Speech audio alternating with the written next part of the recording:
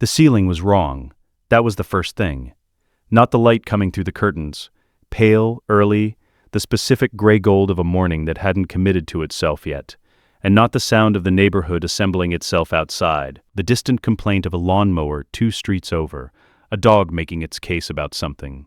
Those things were right. Those things were exactly as they should be.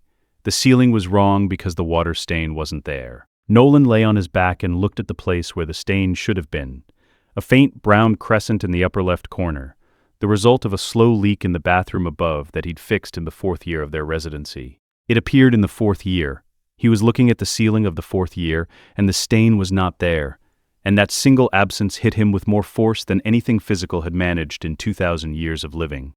He sat up slowly. The motion was careful in the way of a man taking stock of a body he wasn't certain belonged to him yet, checking the inventory of himself, running the assessment that Viltrumite military conditioning had made as automatic as breathing. His hands.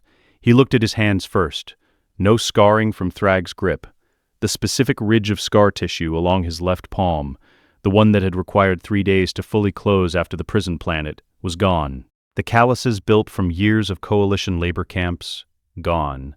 His skin was the skin of a man who had not yet done those things, which meant he was a man standing at the beginning of a life he had already finished living. He was 2,000 years old and he was back at the start. Debbie was asleep beside him. He did not look at her immediately. He sat on the edge of the bed with his hands on his knees, and he looked at the floor, and he did what a Viltrumite military mind does when the situation exceeds its current operational parameters. He took stock. The year. He pulled the year from the specific quality of the morning, from the model of the clock on the nightstand, from the absence of certain things he knew arrived later, early in the assignment, very early. Mark was 7 years old. The thought arrived not as information, but as physical weight, settling across his shoulders like something he'd been handed and told to carry. 7. Mark was 7 years old, sleeping down the hall, his body still entirely human in every measurable way, his Viltrumite inheritance dormant and patient inside him, waiting for the decade it would take to surface. 10 years, Nolan thought. Minimum. 12 if the reporting kept the Empire satisfied. He finally looked at Debbie. She was on her side, facing away from him, her hair spread across the pillow in the specific disorder of genuine sleep. He had looked at her across 20 years of a marriage he'd constructed as architecture, useful, functional, designed to produce a cover that wouldn't attract scrutiny.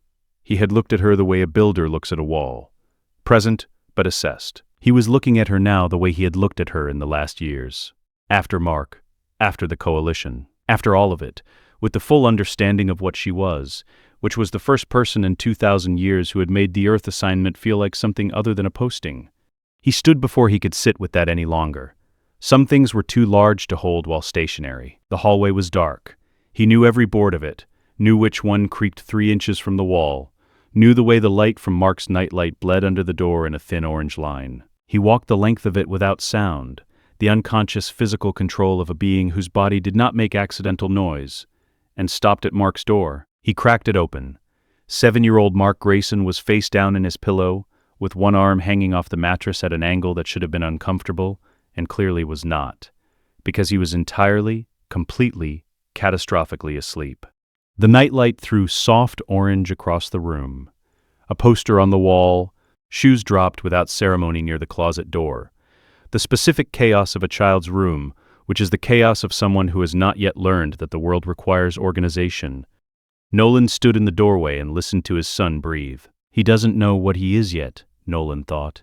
What we are, he doesn't know any of it. He'll wake up and eat cereal and argue about whether he has to wear the blue shirt, and none of this will touch him.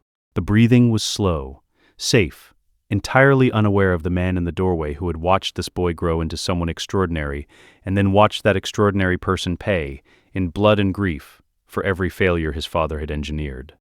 Good, Nolan thought. Good. He pulled the door closed, stood in the dark hallway for a moment with his hand still on the knob. Then he went downstairs to the kitchen. He made coffee because it was something to do with his hands. The kitchen assembled itself around the task, the specific smell of the grounds, the sound of water moving through the machine, the early light coming in through the window above the sink and laying itself across the counter in a rectangle that moved by millimeters as the sun climbed. He found a piece of paper in the drawer beside the refrigerator. a pen. He sat at the kitchen table and he wrote in English, not Viltrumite. This was a decision made in the moment that he only understood after he'd made it. He was choosing his language. He was choosing which part of himself held the pen. 3 columns. He drew them with the straight-line precision of someone whose hands didn't shake. What the Empire knows. He filled this column first because it was the most dangerous. Scout reporting schedules. Earth's classified threat profile. The GDA's existence. Partially, they had intelligence on Cecil's organization, but not its full scope. The Guardians of the Globe as a quantified obstacle. His own status as asset in place. What Earth doesn't know. This column took longer. The Flaxen invasion window. The Mahler twins' escalation timeline. The scout rotation that would bring 3 Viltrumites to investigate when his reporting went silent. Thragg's specific tactical preferences, built from Nolan's own decades of careful peripheral observation. The inner ear weakness and its applications. The Scourge virus, not the weapon, but the memory of the weapon, which was itself a kind of leverage. What he could change. He ran out of paper. He looked at the single full page for a long moment. Then he folded it once and put it in the pocket of his robe. The plan was rougher than he'd have liked, dependent on trusting a man who trusted no one. On an alien coalition that had every reason to view a Viltrumite defector as a sophisticated trap, on a planet that didn't know it was 3 years from an invasion it wouldn't survive unprepared. Rough, but formed. A shape he could work from. I was a weapon pointed at this planet for 50 years, he thought. I was good at it, now I'm going to be a different kind of weapon, pointed in a different direction. He was still sitting with that when he heard Debbie's feet on the stairs. She stopped in the kitchen doorway when she saw him. The surprise was small, a slight widening of her eyes, a recalibration. He was usually not awake before her. He had cultivated that particular domestic habit deliberately, early in the assignment, because sleeping late was human and he needed every human detail to be consistent. He was done cultivating. He was done with that entire architecture. "You're up early," she said, moving toward the coffee. Her voice had the particular texture of someone still assembling themselves from sleep. Lower, less guarded. Bad dream? Nolan looked at his wife, at the woman who had trusted him completely for years and had been given, in return, a performance, at the person who would learn the truth in this timeline by his choice rather than his failure, delivered in a living room with coffee going cold on the table, instead of extracted from the wreckage of Chicago. "No," he said. "Good one, actually." She poured her coffee and turned to look at him properly, reading his face with the attention of someone who had spent years learning its landscape. Something in his expression gave her pause. Not alarm, not yet, but the particular attentiveness of a person who knows a face well enough to notice when it's carrying more than usual. "You okay?" "I'm going to be," he said. He meant it in the most literal sense possible. He meant it as a statement of operational intent. He meant it the way a man means something when he has traveled the length of his own life and back to have the chance to say it and have it be true. She sat across from him. Outside, the lawnmower 2 streets over had stopped. The morning was settling into itself. The coffee between them steamed. "I want to take Mark to the park today," Nolan said. "Just us. And then I want to take you to dinner. Somewhere nice." Debbie looked at him with the particular expression of a woman processing something that doesn't fit the established pattern of her mornings. "On a Tuesday?" "On a Tuesday." The laugh she gave was small, genuine, slightly puzzled. The laugh of someone who finds a thing charming precisely because they don't fully understand it yet. He watched it happen. He cataloged it with the same precision he cataloged everything, except this time he wasn't cataloging for the Empire. He was cataloging for himself, for the specific reason that this was something worth keeping. The score that had been silent all morning, if there was such a thing as a score for the interior of a man's life, would have come in here, soft and low, carrying 2 things simultaneously. The warmth of a morning in a kitchen with a woman he loved, and the loss of every version of this moment he had not been present for. He was present now. That was what he had. He stood on the back porch as the morning fully arrived. The yard was the yard. The tree Mark would climb 100 more times before he outgrew it. The fence that would need replacing in 2 years. The specific suburban geography of a life that looked, from the outside, like the most ordinary thing in the world. He looked at the sky that a Viltrumite fleet would cross, if he did nothing. The sky his son would learn to navigate with the specific joy of a body discovering what it was built for. the sky above a planet that had approximately 12 years to become something capable of surviving what was coming. He was aware of the mountain. He was not afraid of it. In his experience, fear was a response to uncertainty, and he was not uncertain. He knew the shape of the threat with the precision of a man who had lived to the other side of it. The knowing did not make it smaller. It made it specific, which was better. Specific problems could be approached. 12 years, he said, to the yard, to the sky, to the version of himself that had stood here the first time and looked at the same sky with the cold assessment of a conqueror cataloging a target. Maybe less if I'm not careful about the reporting. A beat. The lawnmower started again, 2 streets over. 12 years to turn one ordinary planet into the thing that ends a 2,000-year empire. He put his hands in the pockets of his robe. His right hand found the folded piece of paper. "All right," Nolan said quietly. "Let's get to work." Cecil Stedman had a file on Omni-Man that was 6 inches thick and almost entirely wrong. He knew it was wrong in the way that experienced intelligence directors know things, not from evidence, but from the specific discomfort of a picture that was too clean. 23 years of an alien operating on Earth's surface, and the file contained exactly what Omni-Man had allowed it to contain. Every incident report, every post-mission debrief, every interaction with GDA field personnel, logged and cross-referenced and organized into a portrait of a being who was, by every measurable metric, exactly what he claimed to be. Cecil had spent 30 years in rooms with people who were exactly what they claimed to be, and he had learned that such people did not exist. So when the request came through legitimate channels, Omni-Man requesting a private meeting with the director, no agenda listed, no authorization codes attached, just a meeting. Cecil read it twice, set it down, and said to his aide, "Set it up. Tell no one." The room Cecil chose had 3 exits, a table bolted to the floor. Lighting that flattened shadows, he was seated when Omni-Man arrived, which was a small power play, and the file labeled Omni-Man Asset Profile was on the table between them, visible, which was a slightly larger one. Nolan looked at the file when he sat down. He looked at it the way a man looks at something he has already accounted for. "Is there a section in there about my mission parameters?" he asked. Cecil said nothing. He had found over 3 decades that silence was the most efficient interrogation tool available, because people filled it. Because if there is, Nolan said, it's wrong. Cecil picked up his coffee. "Why don't you tell me what's right?" What followed was the most precisely architected conversation Cecil had conducted in his career, and he understood within the first 4 minutes that the architecture belonged entirely to the man across from him. Omni-Man was not confessing. He was not unburdening himself. He was conducting an information transfer with the controlled specificity of someone who had decided in advance exactly what this room would receive. He told Cecil what he was. Not a human with powers, a Viltrumite, a species Cecil had no file on, which was itself a data point that Cecil noted and set aside for later. He told Cecil his original assignment had been to prepare Earth for annexation. He told Cecil he was no longer honoring that assignment. He did not tell Cecil why, not yet. An alien race called the Flaxans, Nolan said, will attempt an invasion of Earth within the next 8 months.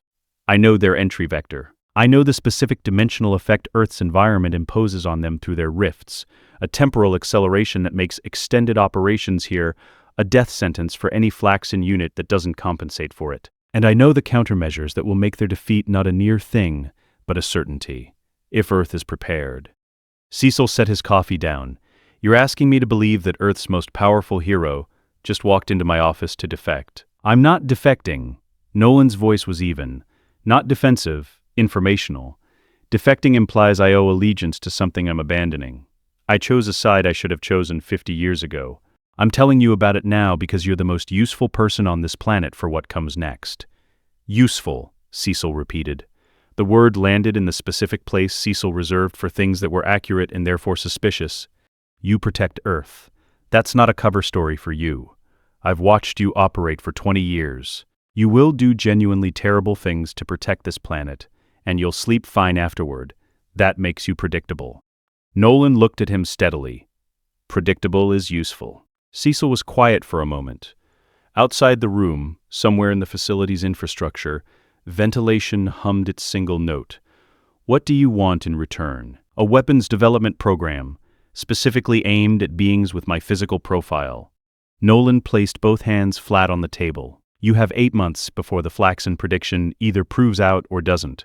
Use those months to build something. I'll give you the technical specifications. You want me to build anti-Viltrumite weapons? Yes, while trusting a Viltrumite. Yes. Cecil looked at him. He looked at the file between them. He looked at the coffee he no longer wanted. That's insane. The Flaxens will arrive in 8 months through a dimensional rift approximately 200 miles off the eastern seaboard.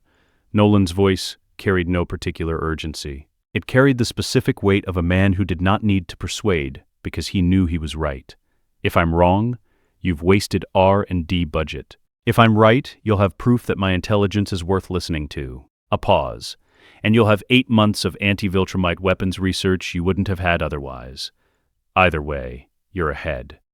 Cecil picked up the file. He set it back down. He had made harder decisions in worse rooms, with less information, and he had made them quickly because slow decisions cost lives he was responsible for. I'll need everything you have on the Flaxen entry vector. Coordinates, timing, approach, signature. He stood.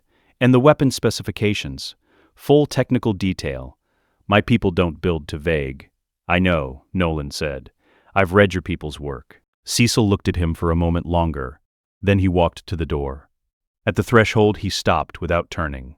If you're running a counterintelligence operation, I'll find out. I know that too, Nolan said. It's not. 8 months moved the way 8 months move when 2 different people are using them for 2 completely different purposes. Nolan came home from the GDA meeting and made dinner. He helped Mark with a book report on a president Mark found boring, and Nolan found, by the accumulated perspective of 2,000 years, almost cosmically small. He sat on the back porch with Debbie on a Thursday evening and listened to her talk about a neighbor dispute that had been running for 3 weeks. And he was present for it, not performing presence, actually there, actually listening, because he had learned the hard way that this was the thing he'd wasted, and he was not wasting it again. He sent his Viltrumite status reports on schedule, carefully fabricated, precisely calibrated to suggest steady progress on an asset that was developing along expected parameters. He had written these reports for decades. He knew exactly what the Empire wanted to read. In a GDA black site that officially did not exist, under a code name Cecil had chosen himself, Project Bedrock, a team of scientists who believed they were developing next-generation restraint technology for enhanced human threats, worked furiously on specifications they didn't fully understand. Sonic disruption arrays tuned to frequencies that Nolan had provided from memory. High-yield compression ordnance designed around the specific cellular density of a Viltrumite body. Structural containment systems that accounted for the flight mechanism, rather than just raw strength. They were good scientists. They worked fast. They did not know what they were building or why the director checked their progress personally every 2 weeks. Nolan knew. Cecil knew. No one else did. 8 months later, the rift opened 206 miles off the eastern seaboard. GDA sensors, upgraded specifically for this event, retuned to the Flaxen bioelectric signature that Nolan had provided, detected it 41 hours in advance. Cecil had those 41 hours to position everything. Sonic arrays deployed from retrofitted naval vessels. Tactical teams briefed on Flaxen temporal biology. A response architecture that looked nothing like Earth's previous approach to alien incursions, which had been historically reactive and expensive. This was not reactive. This was a controlled detonation. The Flaxen advance force came through the rift with the confidence of a military that had invaded this world before and understood its limitations. What they found was not what they understood. The sonic disruption hit their coordination immediately. Not the Viltrumite calibrated frequency, a lower register tuned for Flaxen neurology which Nolan had specified separately.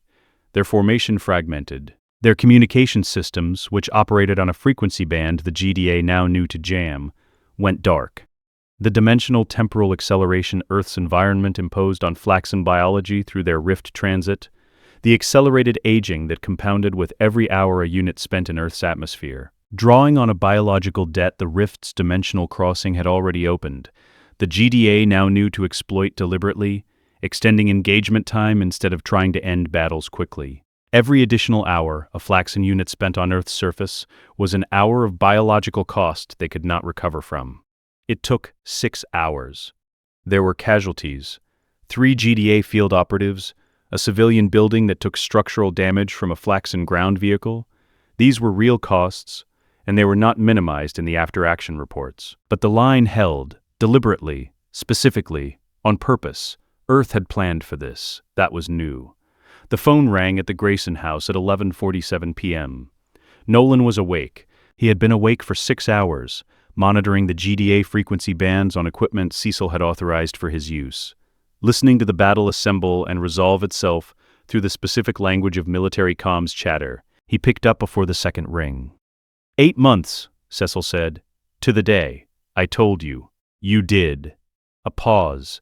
The quality of it was different from Cecil's usual pauses, which were weapons. This one was a man recalibrating. The entry vector was off by 6 miles from your coordinates. Flaxen approach vectors drift under gravitational influence from the continental shelf. I should have accounted for that. Your acoustic frequency specifications were exact. Those don't drift. Another pause. Longer. Nolan waited. What else do you know? Cecil asked. His voice was quieter now, not softer.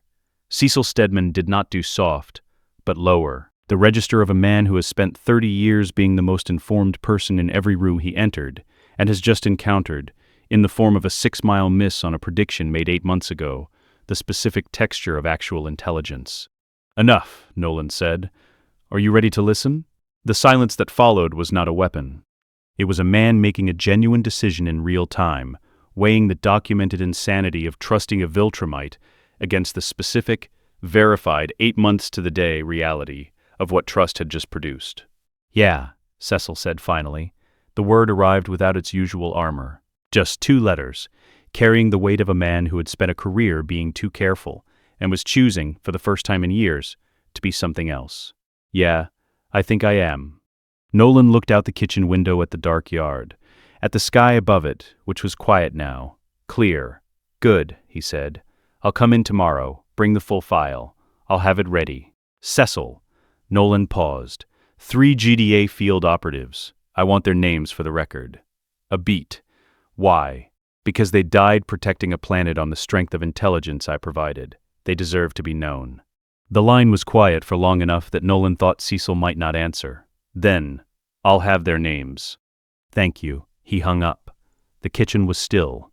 Upstairs, Debbie was asleep. Down the hall, Mark was asleep. The house held the specific silence of people who did not know what was being built around them, in the spaces between the ordinary days, in the 8-month gaps between phone calls that changed the shape of everything. Nolan sat at the kitchen table. He put his hand in his pocket and found the folded piece of paper, the list from the morning that now felt like another lifetime. Which it was. He didn't unfold it. He already knew what was on it. He had a great deal more work to do. The trash bag sailed 40 feet before it cleared the fence. Mark stared at his own hand. It was the same hand it had always been. Same knuckle he'd split on Tommy Briggs's locker in 7th grade.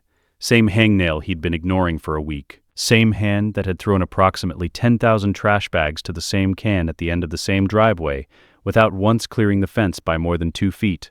The bag was in the Kowalski's yard. He could see it through the slats. Dad. He said it at a volume that wasn't quite a shout, and wasn't quite normal, the specific register of someone whose body has just done something their brain hasn't processed yet. He said it toward the kitchen window because that was where he'd last seen his father, reading something at the table with the focused stillness he brought to everything. Nolan was outside before Mark finished the syllable. Not running. Moving with the particular economy of a body that didn't require the same relationship with distance that other bodies did. He crossed the porch and stood in the yard and looked at Mark, then at the fence, then at the Kowalski's yard where the bag had come to rest against their garden gnome. How did that feel? He asked. Normal, Mark said. That's the problem. It felt completely normal. Nolan put a hand on his son's shoulder. Steady. His expression was not the expression of a man surprised. Come inside, Nolan said. We need to talk. The real talk. Mark looked at the fence one more time. 40 feet, like throwing a wadded piece of paper. Yeah, he said. Okay. They sat at the kitchen table, the same table where Nolan had made his list in the dark 10 years before this morning, though Mark didn't know that. Nolan made coffee he didn't need and set a glass of water in front of his son, and sat across from him and did not open with the powers. He opened with the truth. Not all of it. He had thought carefully about the architecture of this conversation, the same way he had thought carefully about the Cecil meeting, what this room needed to receive, and in what order. Mark needed to know what he was before he could be asked to become anything. The weight of the mission, the full scope of the Empire, the specific history of what Nolan had been sent here to do, that was a family conversation, with Debbie present, on a different day. He had promised himself that. Today was the foundation. Today was, you are real, your powers are real, and the galaxy is larger and more dangerous than anything you've been told. He told Mark he was half Viltrumite. He told him the powers would grow, that what he'd felt throwing the trash bag was the outermost edge of a physical capability that would take years to fully develop. He told him there were things in the galaxy that wanted to destroy Earth, and that he was helping prepare Earth's defenses against them. He told Mark that he could choose to be part of that defense, that it was a choice, and he meant it. What he did not tell him, not yet, was the shape of the original mission. That was Debbie's truth too, and it would not be delivered without her. Mark sat with all of it for a long time. The coffee cooled between them. "You've known this whole time," Mark said finally. "My whole life. Yes. And you waited until now because you needed to be yourself first." Nolan looked at his son. "Before you were a Viltrumite, before you were a defender of anything, you needed to be Mark Grayson. 17 years of just being that. I wasn't going to take it from you early." Mark turned his water glass in a slow circle on the table. Processing. He had always processed by moving something, a habit Nolan had watched develop from age 4 onward, and had never mentioned because some things about a person belonged only to themselves. "What do we do now?" Mark asked.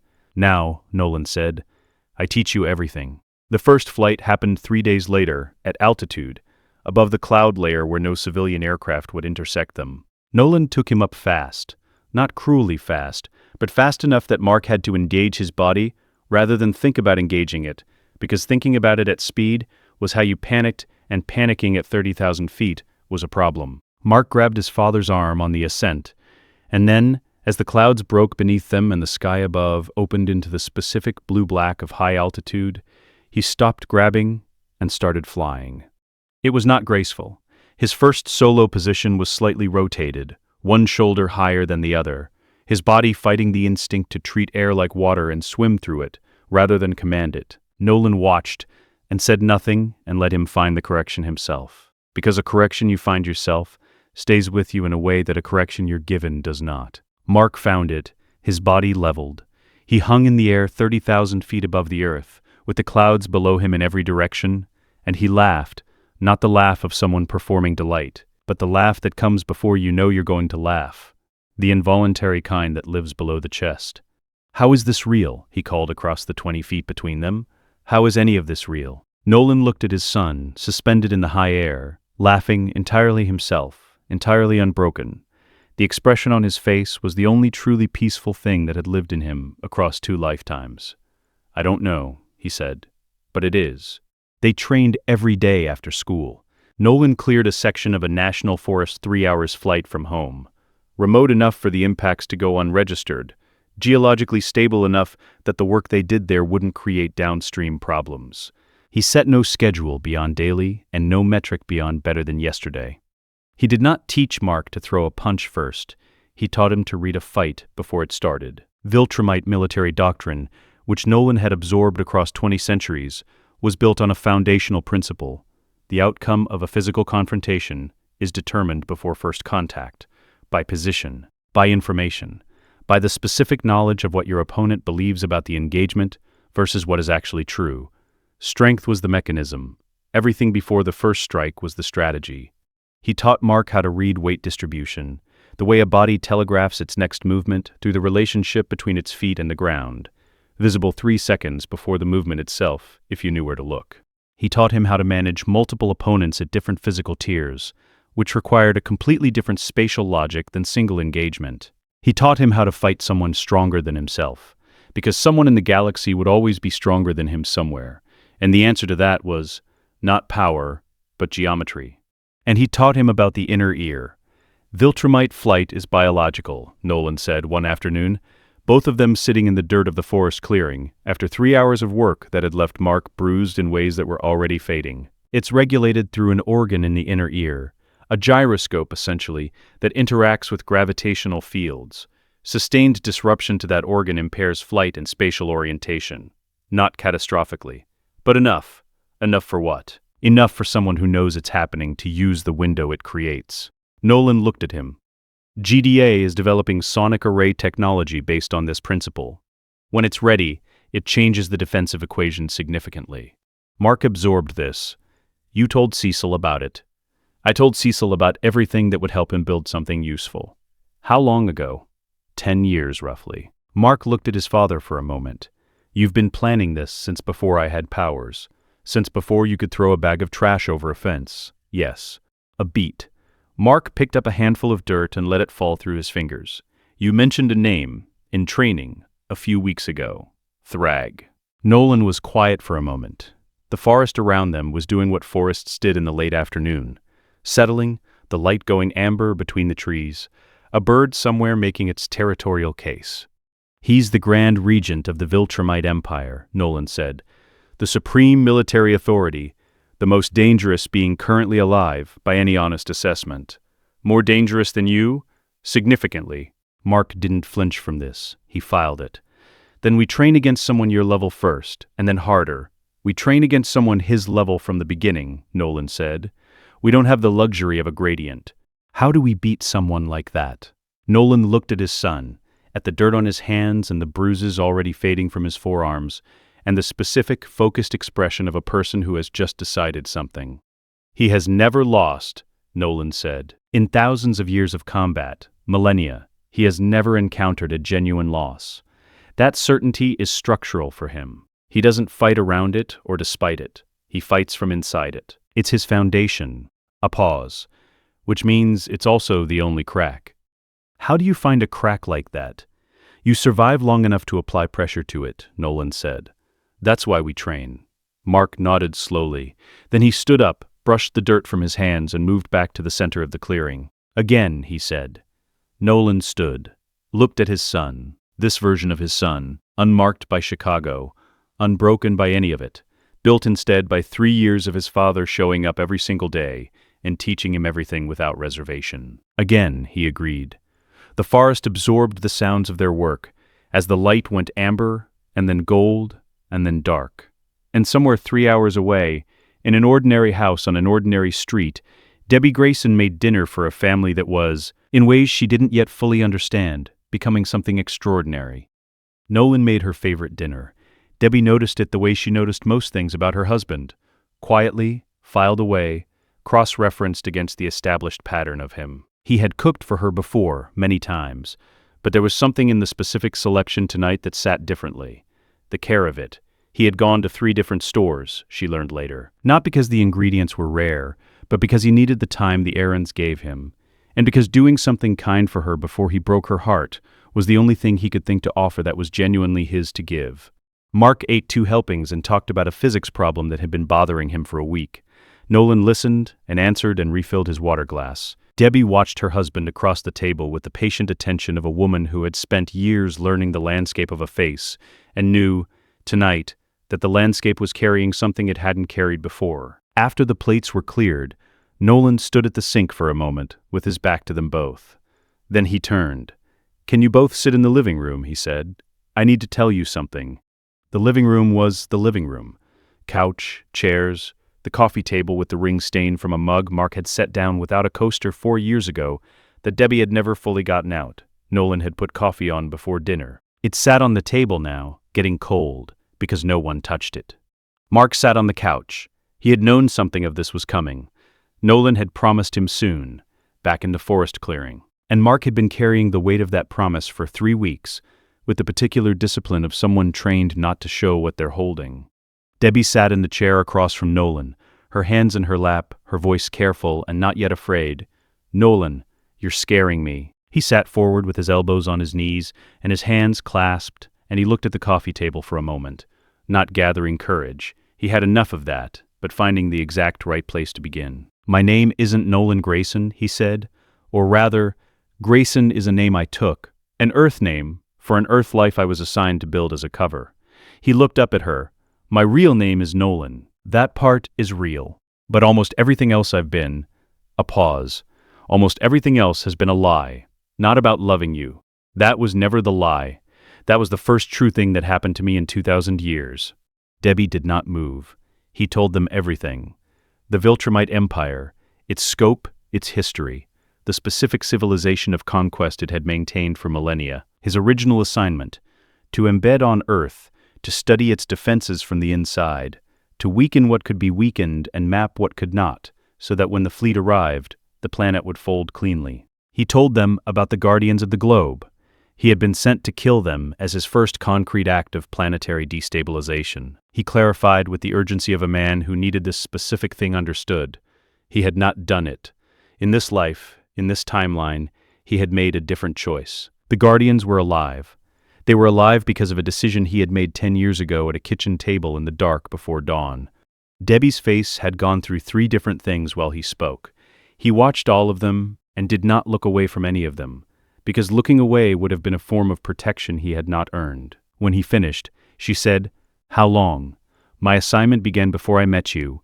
How long have you been lying to me specifically?" The difference between the 2 questions was the entire weight of the room. "Every day of our marriage," he said. She stood up. Her hands were not shaking. Her voice when it came was something colder than anger and more precise. "Get out."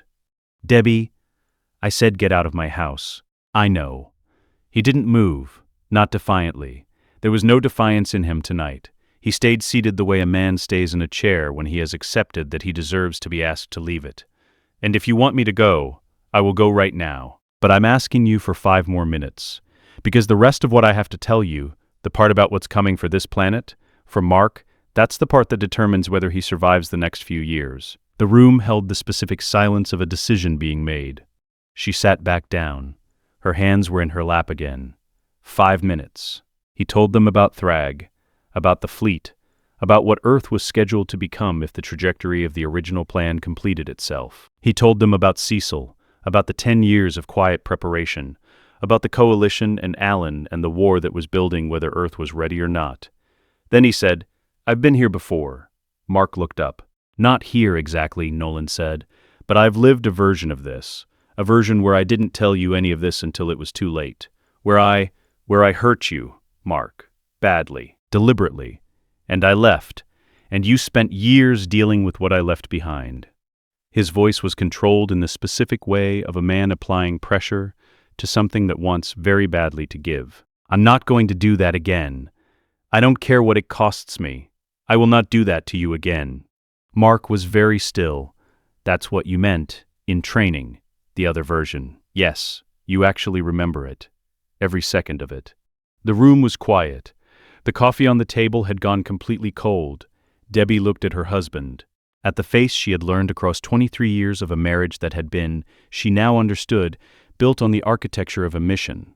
And underneath that architecture, somehow, something that was not architecture at all. "You remember hurting him?" she said.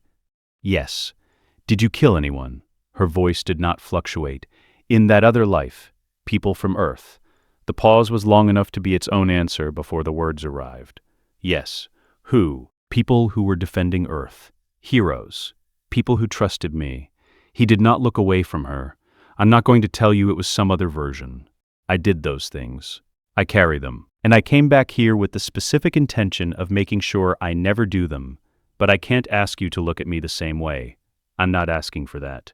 Debbie stood up again. She walked to the window. Outside, the street was doing what streets did at this hour. A neighbor's porch light coming on. The sound of a car passing. The ordinary machinery of an ordinary evening operating without any knowledge of what was happening inside this house. The silence lasted long enough to mean something. "What are you asking for?" she said, without turning. "A chance to be what I should have been from the beginning," he said. "That's all. Whatever you decide that means, I'll work with it." Mark stood up. He had been quiet through the second half of the room, not absent, present in the specific way of someone who is processing while remaining available, filing everything as it arrived. He stood and he looked at his father and he asked the only question that mattered to him, "Do you love us?" Not as cover, not as something that was useful to maintain. "Do you actually love us?" Nolan looked at his son, at the boy who had been broken in another life by the answer to this question being revealed too late and too badly. At this version, unbroken, trained, standing in his living room asking for the truth, with the directness of someone who had been taught that directness was a form of respect, More than anything in the galaxy I have seen, Nolan said. And I have seen most of it. Mark held his gaze for a long moment. Then he turned to his mother at the window. He came back for us. He came back and chose us over everything he was built to be. I'm not saying we're not angry. I know what you're saying, Debbie said. She turned from the window. Her face had found something on the other side of the cold fury. Not warmth yet, not forgiveness, but the specific fierce clarity of a woman who has made a decision and knows what it costs. She looked at Nolan. I'm not okay. I need time to not be okay about this. Take all the time you need, but I'm not leaving. Something in her face said itself, final and load-bearing, and you're not leaving. We're going to fight whatever is coming, and we're going to do it together. And then I am going to be very angry at you for a very long time, and you are going to deserve every second of it. Something in Nolan's face moved, briefly, involuntarily, the specific expression of a man who has held a very large thing for a very long time and has just been told he doesn't have to hold it alone anymore. It closed again, almost immediately. Yes, he said quietly. I will. Later, after Debbie had gone upstairs and Mark had gone to his room and the house had settled into the particular quiet of people processing enormous things in separate spaces, Nolan sat at the kitchen table, the same chair. The list he'd written 10 years ago was long gone, but the table remembered the weight of it. Anyway, the way surfaces remember the things that have happened on them. He sat without moving for a long time. He did not make fresh coffee. He did not turn on a light. The cold cup from the living room was still in his hand. He set it down on the table, carefully in the center of a ring stain that had been there for 4 years. Outside, the street was quiet. The porch light next door had gone off. He sat in the dark and did not move. And the house held the specific silence of 3 people who had just told each other the truth, and were still learning what that meant. Alan the alien arrived the way he always arrived, fast, direct, and entirely certain about what the next 20 minutes were going to look like. He had run this route before. Earth's atmosphere, descent to manageable altitude, locate the planet's primary champion, initiate standard evaluation protocol. The Coalition classified it as a routine assessment visit. Alan classified it as the one posting where the fight was reliably interesting, because Earth kept producing champions that surprised him, which was more than he could say for the last 11 planets on his rotation. He was expecting a fight. He broke through the cloud layer at altitude and found 2 figures already there, holding position in the open air with the relaxed authority of people who had been waiting for him specifically. He registered the first one, young, the specific physical signature of someone recently manifested, considerable raw capability. And then he registered the second one, and every evaluation protocol he carried went immediately offline. The second one was a Viltrumite. Alan stopped. The transition from approach velocity to complete stillness took him less than a second, and he used the second he bought to run the assessment he'd been trained for. Threat profile, exit vectors, the specific mathematics of what 2-on-1 looked like against his augmented frame if it came to that. The Viltrumite raised both hands, open palms, fingers spread. Alan had been fighting Viltrumites, running from Viltrumites, and studying Viltrumites for the entirety of his professional life. He had never once seen one do that.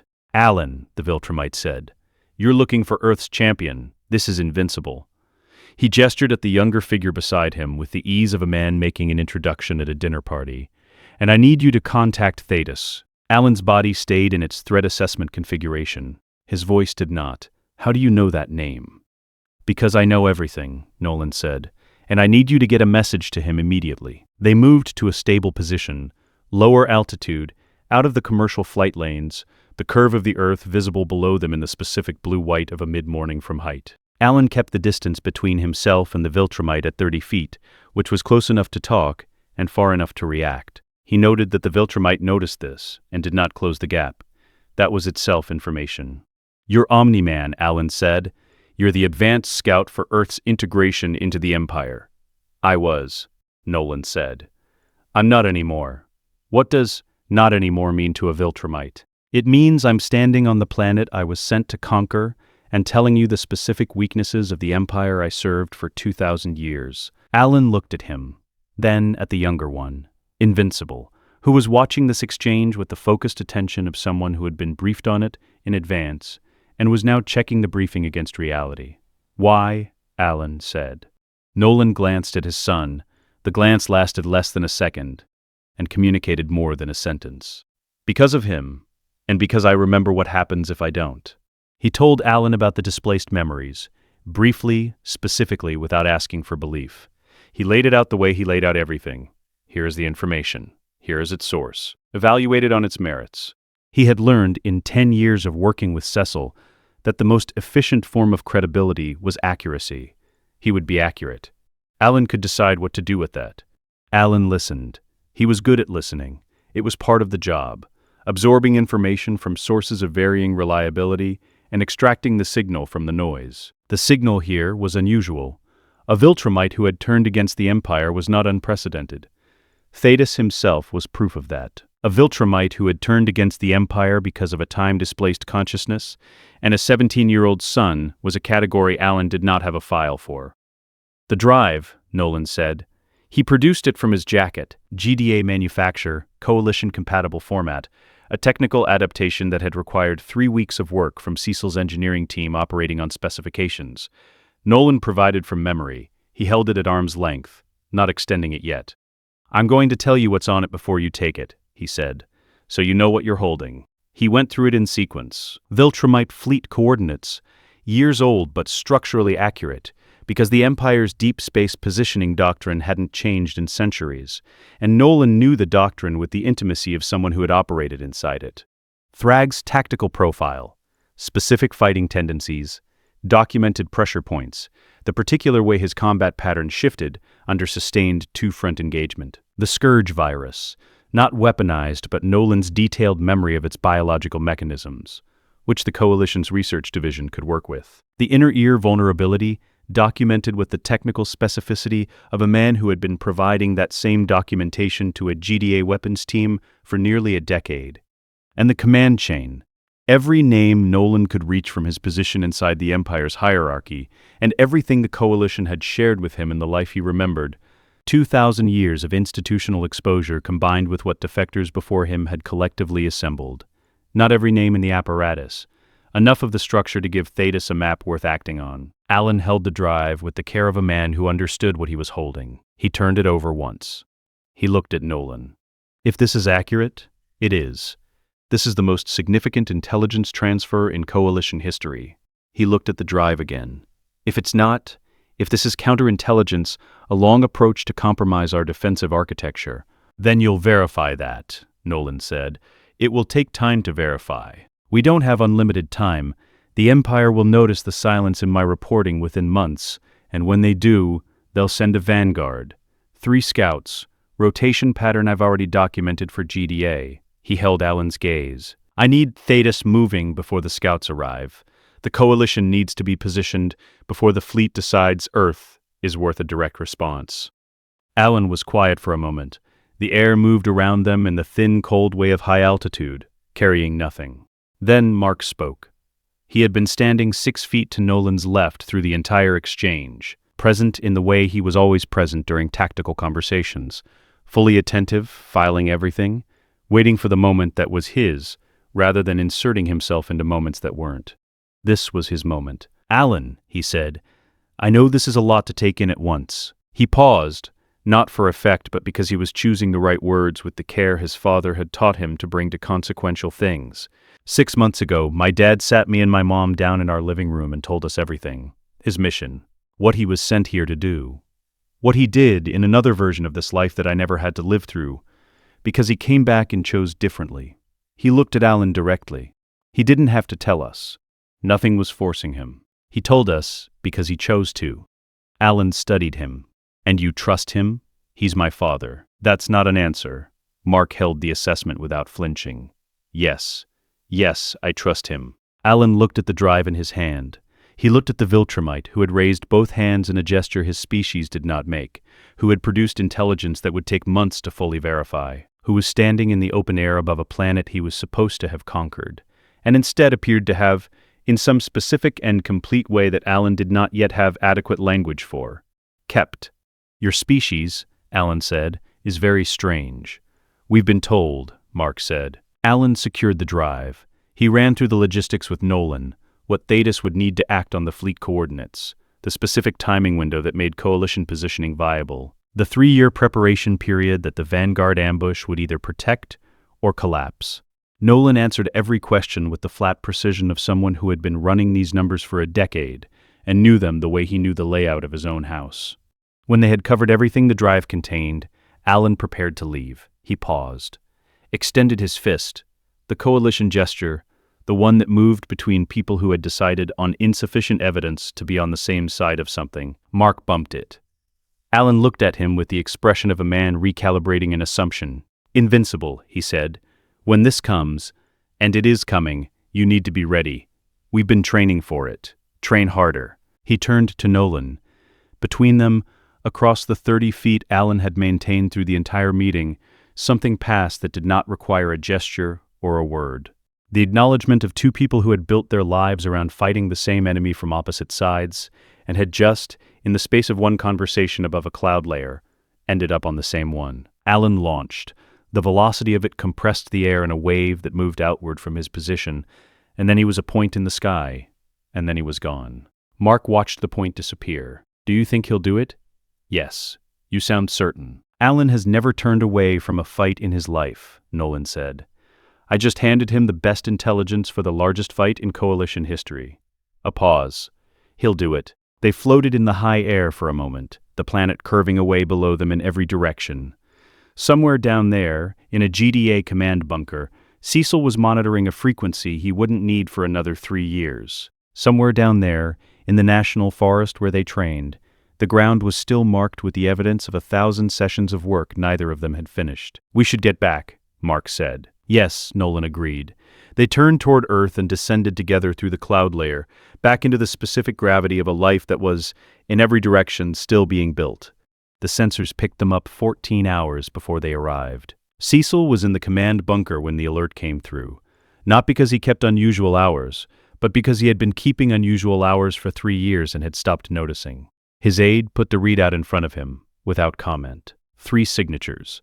Approaching in standard scout formation, single lead, triangle pattern, the specific bioelectric profile that Nolan had documented in the first month of their arrangement, and that Cecil's upgraded orbital array had been tuned to detect ever since. Cecil read the readout twice. Then he picked up the phone. "They're here," he said. Nolan's voice on the other end was the voice of a man who had been expecting this call for months, and had arranged his sleep accordingly. "How far out?" 14 hours. Formation matches your documentation exactly." "It will. Scout rotation protocol hasn't changed in 4 centuries. A pause. "Get everyone in position. I want the arrays at altitude before they hit the upper atmosphere." "Already moving," Cecil said. "Get here." The briefing room held 12 people and 1 Viltrumite, and the specific atmosphere of a group that had been preparing for something long enough that the preparation had become its own kind of normal, and was now adjusting to the reality that the something was 14 hours away. Nolan stood at the display. He had been in this room enough times that the room had stopped treating him as a variable. That had taken approximately 2 years. 3 scouts, he said. "Lead will descend toward the last registered position of my reporting beacon. Here, rural Montana, isolated, minimal civilian infrastructure. Standard protocol when an agent goes dark is beacon first contact. They'll touch down, find nothing, and spread to search pattern. That's when the formation breaks." He marked the 3 predicted spread vectors on the display. "That's when we move." "Cecil, talk me through the arrays. Sonic disruption at altitude. 3 installations, positioned at the spread vectors, tuned to the inner ear frequency range I specified 18 months ago. Effect on a healthy Viltrumite is orientation impairment. Not incapacitation. Do not expect incapacitation." He looked around the room. "What you'll get is degraded flight precision and a window of spatial disorientation that lasts between 8 and 15 seconds, depending on proximity to the array. Use the window. Don't wait for more than it gives you." One of Cecil's tactical leads, and the compression ordnance, effective against the 3rd scout before ground engagement. The ordnance won't kill a Viltrumite at current yield. We're not at the yield we need yet. What it does is create a structural disruption window of approximately 12 seconds. The Guardians use that window for positional control. Hold, don't engage directly. He looked at the Guardian's representative in the room. "Your people are not fighting Viltrumites one-on-one. They are creating time. There's a difference, and if anyone in your team loses track of it, they will die." The representative nodded. He had been in enough of these briefings to know that Nolan did not say things for effect. "Primary engagement," Nolan continued. "Mark takes the eastern vector. I take the lead. Cecil's teams hold the third until the ordnance creates the window and the Guardians close it." He turned off the display. 14 hours. Get some sleep if you can." Nobody laughed. Nobody was meant to. The Montana site at 3 a.m. was the specific dark of somewhere that took darkness seriously. No ambient light from nearby cities, no commercial traffic, just the cold and the stars, and the sound of wind moving through grass that went all the way to the horizon. Nolan stood in the dark and waited. Mark was positioned 800 meters east, which Nolan knew not because he could see him, but because he knew where he'd told him to be. And Mark did not deviate from positioning without cause. The arrays were live, invisible at altitude, running on a power cycle that would sustain them through the engagement window and 40 minutes beyond. Cecil's teams were in ground positions that used the terrain's natural elevation features for cover. The Guardians were staged at the northern perimeter. Everything was in place. The lead scout came down first. He descended with the particular confidence of a Viltrumite who has been told this is a routine check. A field agent who stopped reporting, probably a communication failure. Go and see. He landed in the grass 60 feet from Nolan's position, with an impact that compressed the earth in a circle, and straightened up and looked around at the empty Montana dark. Nolan stepped out of it. "You're a long way from home," Nolan said. "In Viltrumite, the formal operational register."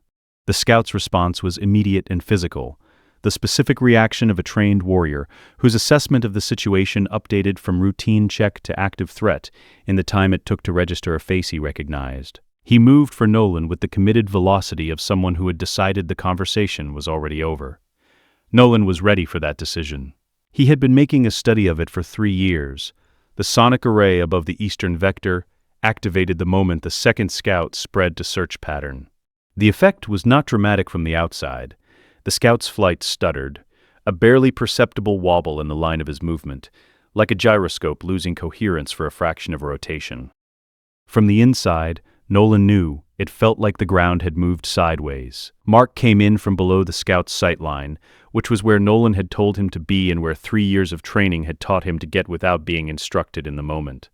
His first strike targeted the scout's lead shoulder, not for damage, for rotation, converting the scout's forward momentum into a lateral displacement that broke his engagement geometry and bought the 2 seconds Mark needed to reset his own position.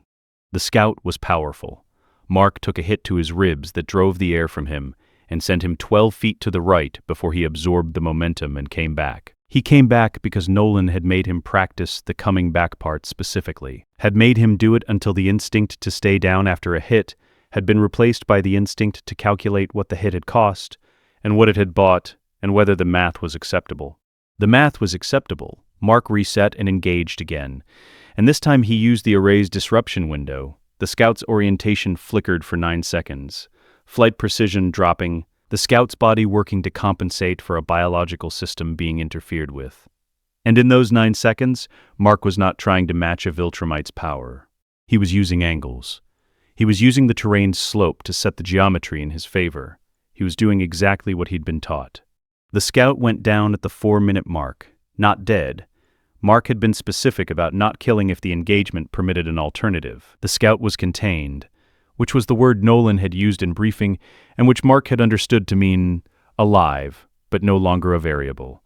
The third scout never reached the ground. Cecil's compression ordnance hit him at 800 feet, 3 simultaneous detonations in a triangulated pattern that Nolan had specified to prevent the blast dispersion from losing effect across the scout's durability profile. The impact was visible from the ground as a concussive flash, a pressure wave that flattened the grass in a 300-meter radius. And then the scout was falling, and the Guardians were moving, and the 12-second window was exactly 12 seconds.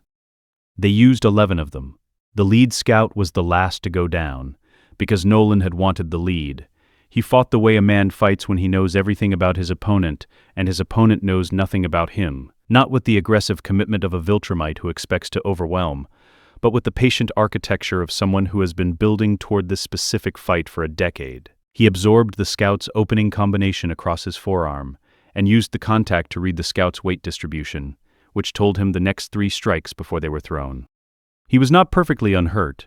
A hit to his left side in the second minute found a gap in his positioning that he hadn't fully accounted for and cost him 2 seconds of compromised breathing. He noted it and continued. The scout went down at the 6-minute mark. Nolan stood in the grass and breathed. Around him, the Montana dark was doing what it had been doing all night, not caring about any of this, moving its wind through its grass, keeping its stars in their positions. Cecil's voice came through the earpiece. All 3 down. Teams report minimal casualties. 2 injured, no fatalities. Site is secure. Copy, Nolan said. He walked to the scout he had fought. Still breathing, he looked at the face, young, by Viltrumite standards. Maybe 4 or 5 centuries, following orders with the complete conviction of someone who had never been given reason to question them. He crouched down. "You're a prisoner of war," he said in Viltrumite. "You'll be held. You won't be harmed. When this is over, we'll figure out what comes next." The scout looked at him with the specific expression of someone whose entire operational reality has just restructured itself around an input it has no category for. Nolan stood. Cecil was at his shoulder. "You want me to hold him humanely," Cecil said. It was not quite a question. "Yes, that's going to be complicated. Most right things are." He gathered the team in the field as the sky began to go gray at the edges. 23 people, 2 of them injured and already being treated, all of them carrying the specific quality of people who have just done something they had been training for and found that training and reality were close, but not identical. 3 scouts went dark simultaneously, Nolan said. "The Empire will notice within weeks. We've lost the early warning buffer."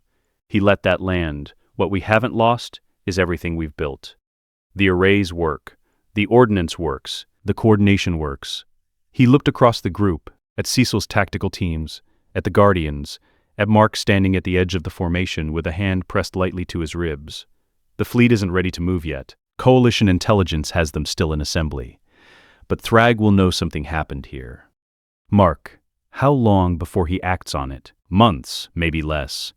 Nolan looked at the sky, which was becoming something other than dark.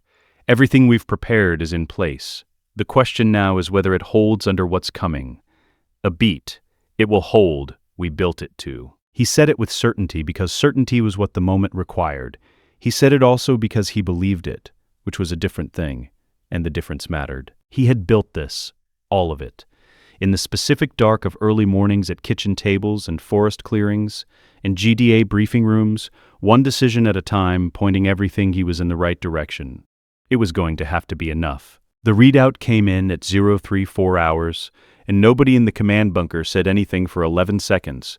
The shapes appearing on the GDA tracking system were not 1 or 2 or 10. They were dozens, a mass of approach signatures that filled the sensor display from edge to edge, each one a distinct bioelectric profile moving in coordinated formation through the outer solar system with the unhurried momentum of something that had never needed to hurry because nothing it had ever approached had been capable of stopping it.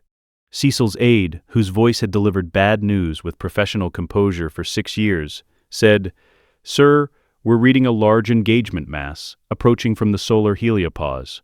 "How large?" Cecil said. "A pause." "Large, sir." Cecil looked at the display for 3 seconds. Then he picked up the phone. Nolan was already awake.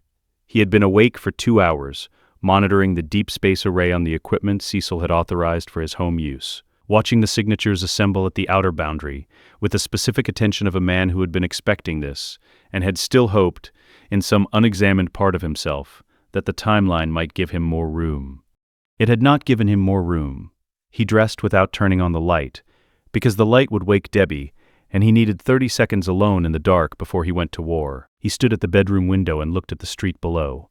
Ordinary, quiet, a neighbor's porch light on a timer. The specific suburban geography of a life he had spent 10 years building into something worth protecting. He put his hand briefly on Debbie's side of the bed, didn't wake her, went downstairs. Mark was in the kitchen.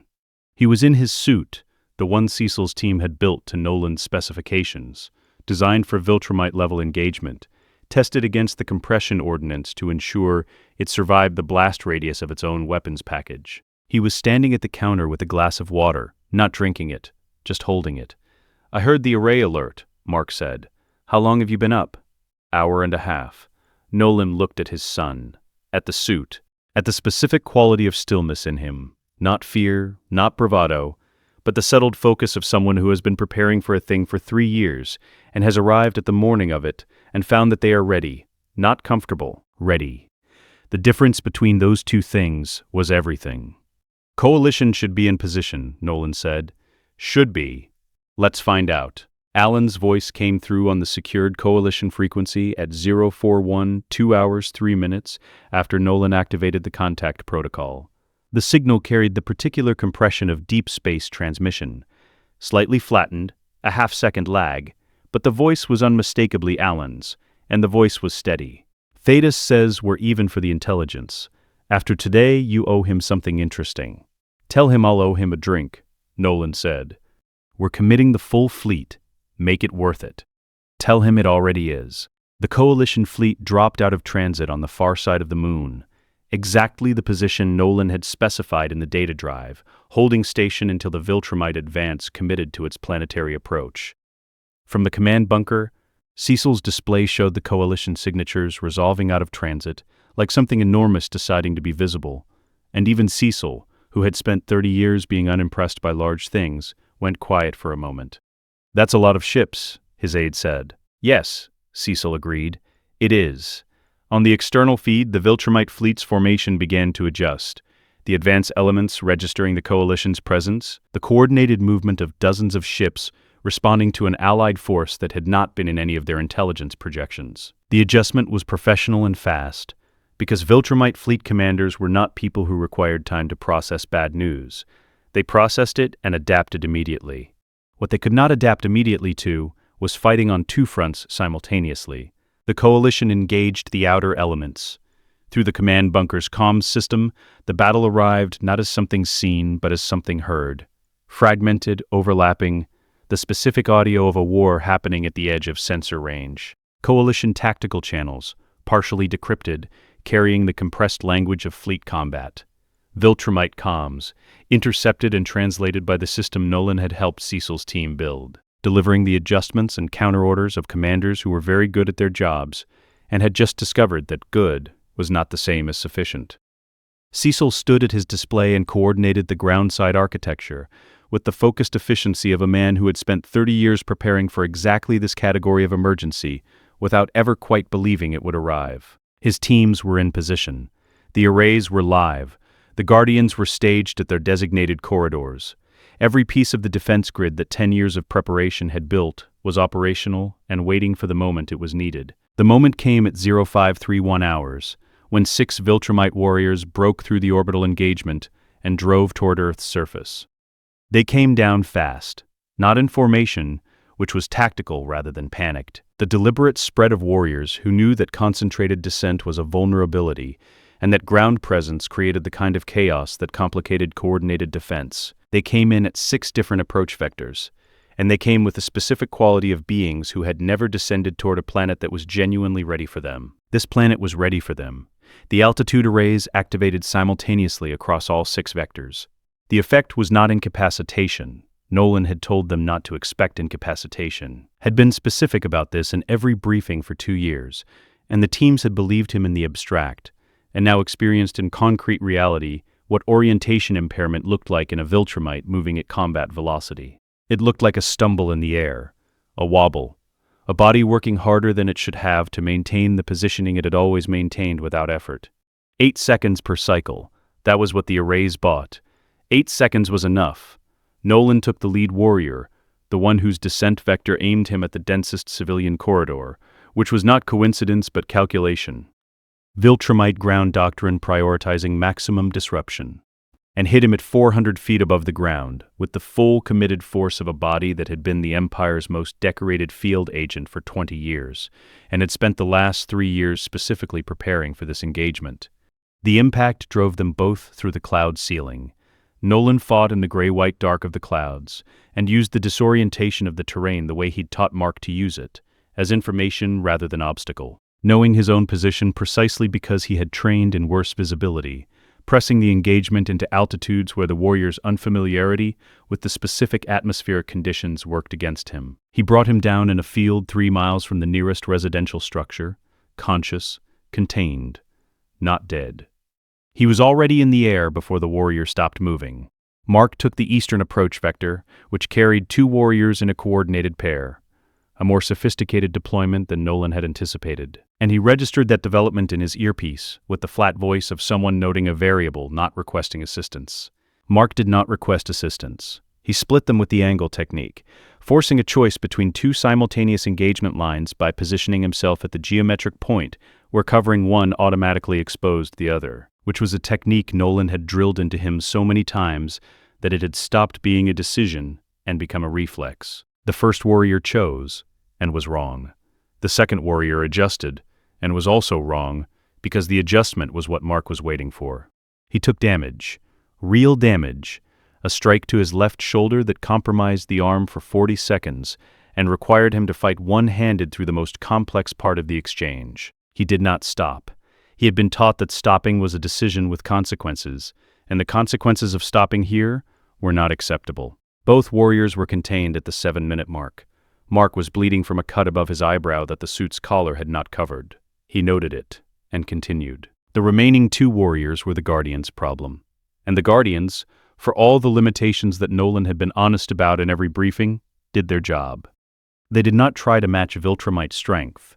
They created time. They used the array windows with the precision of a team that had rehearsed against those specific 8-second cycles until the rhythm of it was automatic. They held position until Nolan arrived from the western sector, which took 4 minutes, and in those 4 minutes they gave him something that was worth more than raw capability. They gave him a situation he could close. He closed it. Cecil's voice came through at 0618 hours. Fleet is pulling back to defensive positioning. Coalition has the outer elements contained. We're reading Viltrumite command frequencies going to a pause. Nolan, they're sending for Thragg. Nolan was standing in the field where the last warrior had gone down. The grass around him was flattened in a wide circle from the fight's perimeter. The sky above was doing what the sky did at this hour, becoming something other than dark, the specific gray rose of an early morning that hadn't decided on its color yet. Mark landed beside him. His shoulder was moving better. The cut above his eye had stopped bleeding. "Dad," Mark said. "I know. How long?" Nolan looked at the sky, at the place in it where, if you knew what you were looking at, you could see the faint sensor ghost of the fleet pulling back into defensive configuration. He had known this moment was coming. He had built everything around this moment coming. The knowing did not make the moment smaller. "Days," he said. "Maybe hours. Thragg doesn't travel slowly when he's made a decision." Mark was quiet for a moment. "We planned for this." "We planned for this," Nolan confirmed. He said it with the full weight of what the planning had cost. 10 years of early mornings in forest clearings and GDA briefing rooms, of fabricated status reports and genuine dinners, and a living room conversation that had broken something and then, slowly, rebuilt it into something stronger than what it had been before. He said it with the weight of all of that, and he meant it. And he looked at his son standing in the field at dawn with blood drying above his eye and his shoulder already healing, and he thought, this is what it was for. "Let's go home," Nolan said, "while we still have a few hours." They rose together into the early sky and turned toward the house, and below them the world went on doing what it did, ordinary and enormous, and entirely worth the fight. Thragg did not announce himself. He came through the upper atmosphere at a velocity that compressed the air ahead of him into a visible distortion, a cone of superheated pressure that the GDA's orbital sensors registered as a thermal event before they registered it as a body. He was moving faster than any of the Vanguard scouts had moved, faster than the fleet warriors who had descended yesterday, the specific velocity of a man who had decided where he was going and had no interest in the time it took to get there. He impacted the street outside the Grayson house at 0714 hours. The impact crater was 11 feet across and 18 inches deep. The shockwave took out every window on the block in both directions. Car alarms, all of them simultaneously. A section of the Kowalski's fence, the fence Mark had been replacing in sections for 2 years, went sideways into their yard. Thragg stood in the crater and straightened. He was not what the files described. The files were accurate. Height, physical profile, the specific density of a Viltrumite who had spent 5,000 years at the absolute apex of his species' capability. The files got the dimensions right. What the files could not convey was the quality of certainty he occupied space with. He stood in the broken street the way a geological feature stands, not aggressively, not performing threat, simply present in the specific way of something that has never in its existence had reason to consider whether its presence was appropriate. That he had come himself, Grand Regent, the supreme military authority of an empire spanning the galaxy, rather than sending another vanguard, another wave of warriors, said everything about how completely the calculus had shifted. He had looked at what had happened to his fleet, his scouts, his 6 warriors, and he had decided that what was happening on this planet was no longer a matter for subordinates. Nolan registered the decision for what it was, not a compliment and not a threat, but a signal. The Empire's single most dangerous being had arrived to resolve this personally. He looked at Nolan. Thragg. The 2 words carried the weight of 2,000 years between them. 2 men who had existed in the same civilization for longer than most civilizations had existed, who had operated in parallel across centuries of empire without the relationship ever being more than professional, and were now standing on a suburban street in the specific morning light of a world one of them had been sent to conquer. Thragg looked at Mark. The assessment lasted 3 seconds, the same duration he would have given a weather pattern or a geological formation, noting rather than feeling. This is him. Yes, he's young, he's enough. Thragg looked at the house behind them, at the ordinary suburban architecture of a life built as cover that had by some process he had clearly found worth investigating personally, become something else. You killed 3 of my scouts, he said. You armed a primitive planet against the Empire. You supplied intelligence to the coalition of planets. A pause that was not dramatic but functional. A man organizing his observations. I am genuinely curious about the sequence of events that produced this. My son was worth more than the Empire, Nolan said. Thragg looked at Mark again, then back at Nolan. Something in his expression processed this information and filed it in a category that clearly had not previously required much use. You know what I am, he said. You know what you are. You know how this ends. I've known you for 2,000 years, Thragg. I've watched you in combat I wasn't authorized to observe. I've read the archival records of every engagement you've been in. I know how you fight. Nolan's voice was even, not defiant, informational. I know what you do in the first 30 seconds against a primary threat. I know how your pattern shifts when you're managing 2 engagement zones simultaneously. I know the specific adjustment you make when an opponent survives longer than you expect them to. Thragg looked at him. That knowledge changes nothing. We'll see, Nolan said. Thragg moved. He went for Nolan first, which Nolan had told Mark he would, because Nolan was the known quantity, the rogue agent, the primary tactical threat, the problem to be solved before the secondary element could be addressed. His movement was not explosive. It was precise. 5,000 years of combat experience had burned away everything that wasn't necessary, and what remained was a single committed strike aimed at ending the primary engagement before it became a sustained one.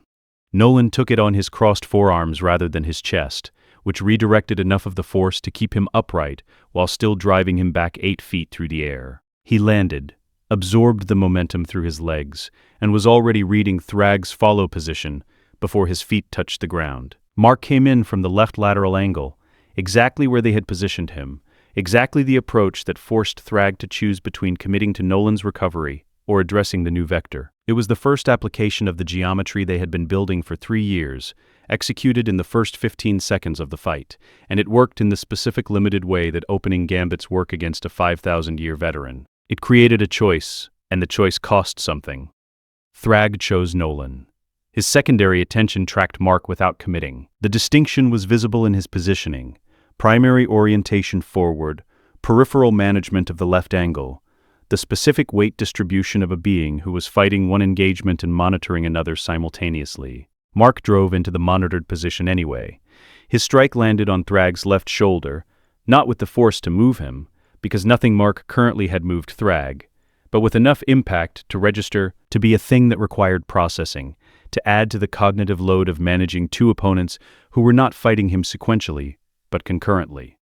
The cost was immediate. Thragg's right hand came across in a backhand that caught Mark above his protected ear and sent him 30 feet to the left in a horizontal line that ended against the Graysons' front porch. The porch did not survive the contact. Mark came through it and into the front wall of the house and stopped there, embedded in the drywall and insulation of the structure he had grown up in. He pulled himself out. The wall came with him in pieces. He assessed, ringing in his left ear, structural complaint from his left shoulder that was going to be a problem, 2 seconds of genuine disorientation from the impact. He catalogued all of it and moved back toward the fight. 3 seconds from impact to re-engagement. Nolan had used those 3 seconds. The specific technique he'd developed for Thragg's fighting pattern, the one built from decades of unauthorized observation and 3 years of deliberate preparation, was not a finishing technique. It was an erosion technique. Every strike targeted the same 3 anatomical points in rotation: the nerve cluster beneath the jaw, the inner ear region above the left cheekbone, the knee joint, where repetitive high-force impacts could accumulate meaningful stress over a sustained engagement. Not damage. Accumulation. He landed the nerve cluster strike in the second sequence. Thragg's head moved, slightly, involuntarily, the specific flinch of a neurological system responding to targeted disruption rather than blunt trauma. It was the smallest reaction Nolan had ever seen from him.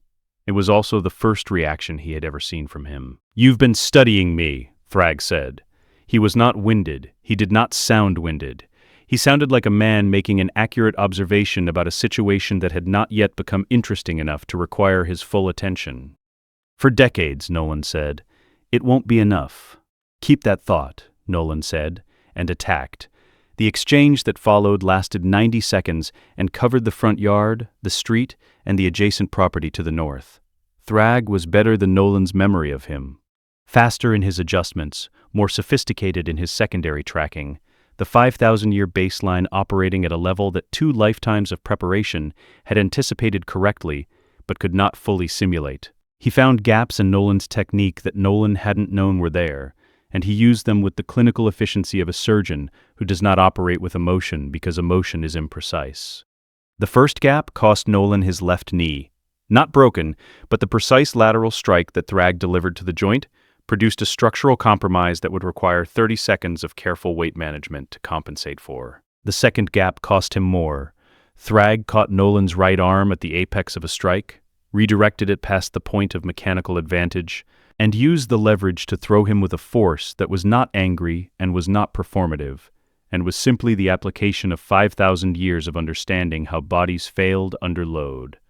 Nolan went through the wall of his own house, the kitchen. He came through the kitchen wall and crossed the kitchen table, the table where he had made his list, where Debbie had found him in the dark, where Mark had drunk his water before the most important conversation of their lives, and the table did not survive it, and neither did the wall beyond it. And he came to rest in the backyard against the base of the tree Mark had climbed 100 times as a child.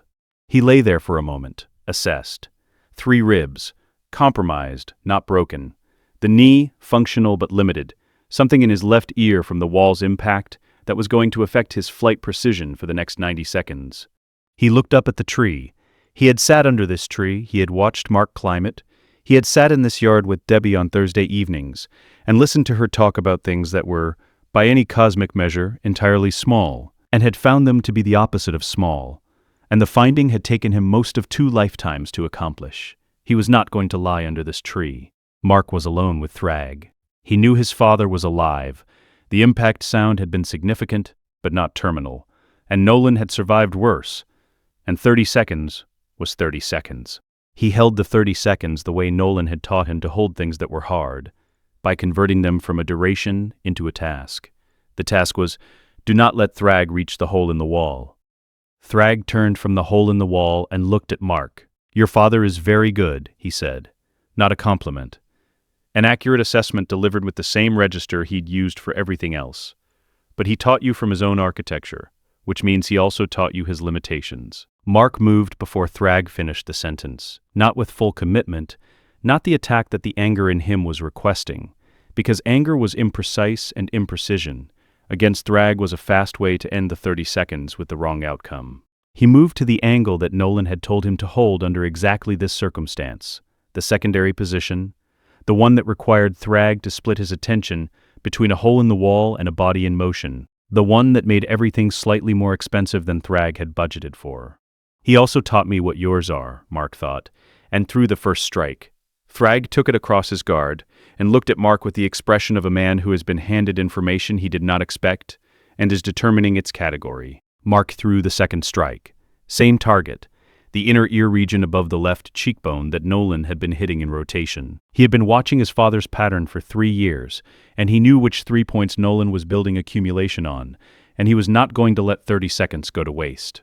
Thragg caught his arm. The grip was absolute, a pressure that Mark's entire body registered as structural threat simultaneously. Thragg pulled him forward and delivered a strike to his sternum that traveled through his whole frame like a bell being rung, and Mark lost 6 feet of altitude and 1 full second of orientation. He found the second himself, which was what mattered. "Come on, Dad," he said, not loudly, not as a shout, just a voice in the direction of the tree in the backyard, just a sun marking the edge of how long he could hold this. Nolan came through the hole in the wall, not fast, not with the explosive re-entry of a man who had recovered completely, because he had not recovered completely, and performing recovery he didn't have would cost him something he couldn't afford to spend. He came through the wall moving at the speed of a man who had assessed his available resources against the current requirement and had decided that available was enough. His left knee was compensating, his ribs were managing, his left ear was still producing a frequency distortion that made his flight instinct slightly wrong in a way he was correcting for manually, which was the most expensive of the 3 problems because it required continuous active attention rather than one-time adjustment. He took the full inventory in the 2 seconds between the wall and Thragg, and chose his entry angle based on what he saw. Mark in Thragg's grip, 6 inches off the ground, Thragg's primary attention fully committed to the object in his hand. The secondary angle was open in the specific way that a fully committed grip always opened a secondary angle, because 5,000 years of being strong enough to end most things with one hand had produced in Thragg a fighting pattern that occasionally forgot to account for what the other hand's commitment cost. Nolan hit the open angle. He targeted the knee joint. Not Thragg's, his own technique reversed, because what he had been building with the knee strikes was not damage but a record. A cumulative register of impacts on a joint that had been absorbing significant force for 5 minutes and was now, by the specific biomechanical arithmetic of Viltrumite physiology, under sustained load, fractionally less stable than it had been when the fight started. The strike landed. Thragg's grip on Mark loosened by a degree, not released, loosened. And Mark used the degree with the efficiency of someone who had been taught that a degree was enough if you knew what to do with it. Mark dropped his weight rather than pulling against the grip, converting the downward momentum into a rotation that brought his elbow up through the space Thragg's loosened fingers had created and made contact with the inner ear point above the left cheekbone for the 3rd time in this fight. Accumulation, Thragg released, not because the strike was sufficient in isolation, because the 3rd application to a point that had been receiving targeted pressure since the fight's 2nd minute produced something that no single strike had produced, a response, involuntary, brief. A half-second of Thragg's head moving in a direction he had not chosen for it to move.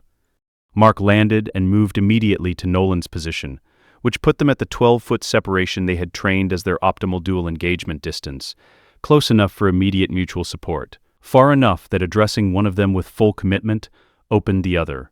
Thragg looked at them. Something had shifted in his expression. Not much. Something in the region of his eyes that was different from every prior moment in this fight. A quality that was not quite recognition, but was adjacent to it. The look of a man who has run a reliable calculation and received an unexpected result, and is running it again to confirm. "You've been coordinating since before the fight started," he said. "Since before you arrived," Nolan said. The second phase was different from the first. Not because Nolan was healed. He was not healed. The ribs and the knee and the ear were exactly what they had been coming through the wall, managed but present.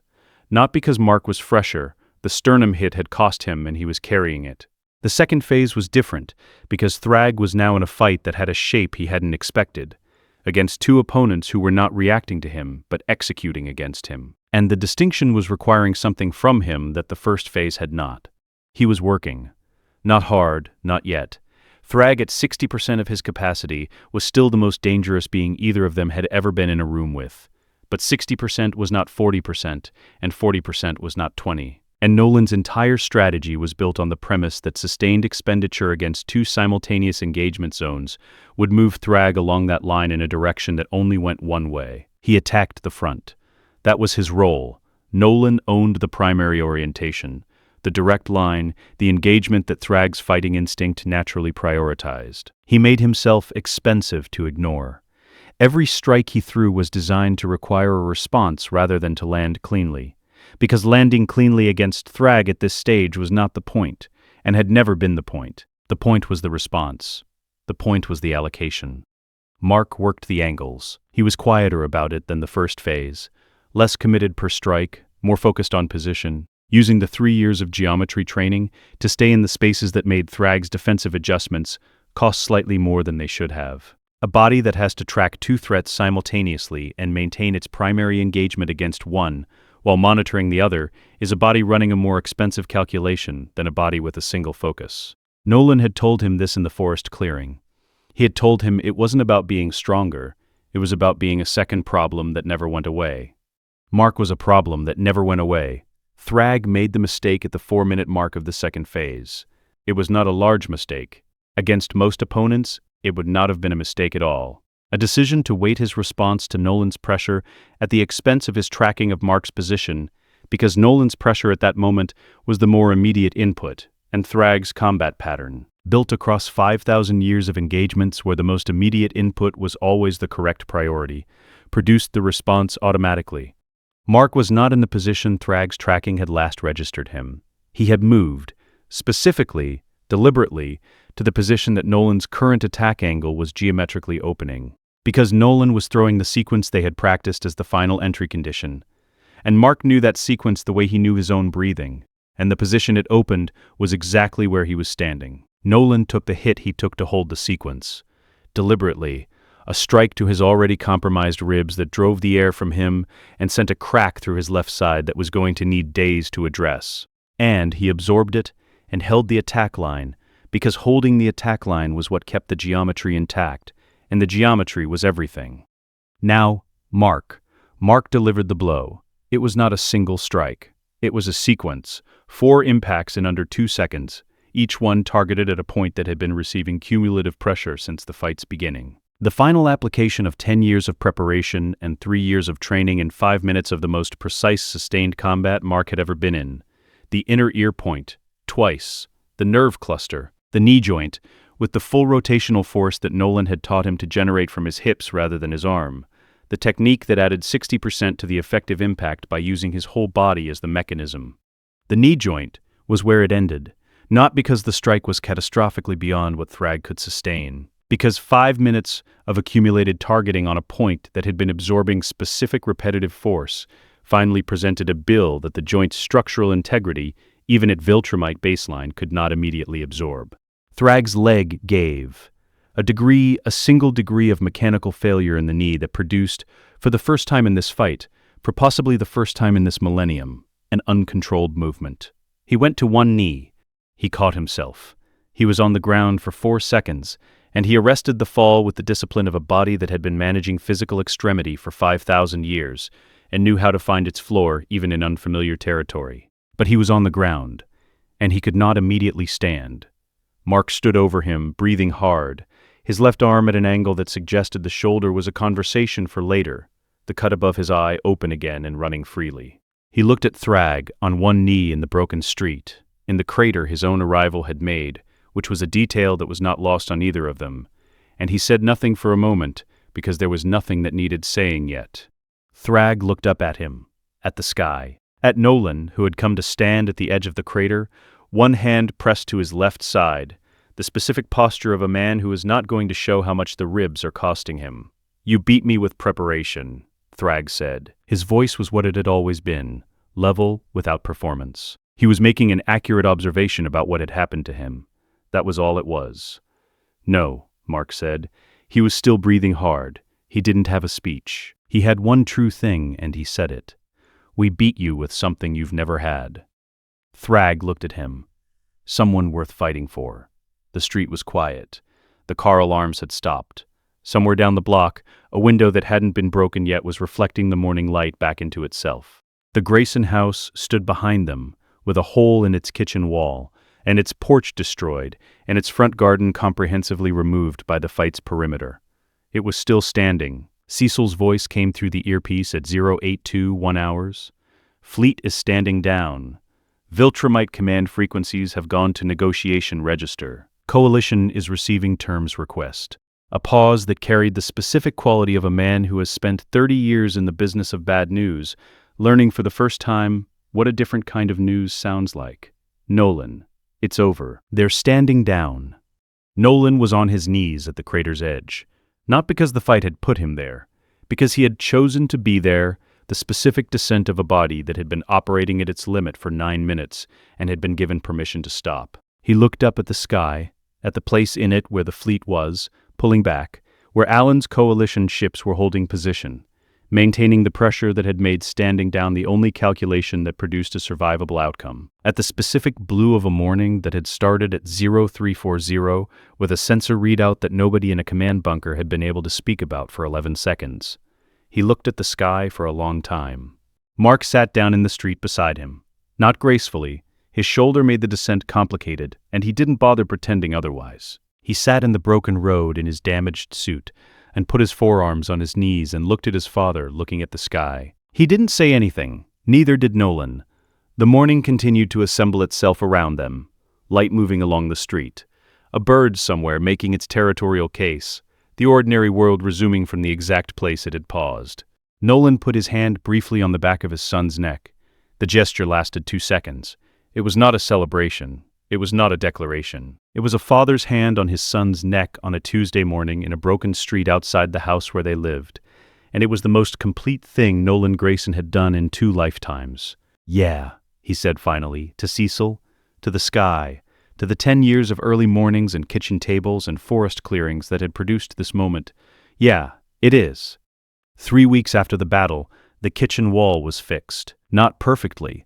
The contractor Debbie hired worked from the outside in, and the drywall texture on the interior didn't quite match the original, a slightly different shade of off-white that you only noticed if you knew where to look. Debbie knew where to look. She had stood in the kitchen the morning after the fight with coffee in her hand and looked at the hole in the wall, and at the destroyed table beyond it, and at the backyard where the tree was still standing. And she had made a list of what needed to be repaired and what needed to be replaced, and had started making calls. That was Debbie Grayson. She made the list, she made the calls, she got it done. The table was replaced with one that was slightly larger than the original. She had always wanted more surface area, and the contractor's slightly off drywall texture was, she decided, something she could live with. Evidence of a thing that had happened and been survived was not the same as damage. She had been thinking about that distinction a lot.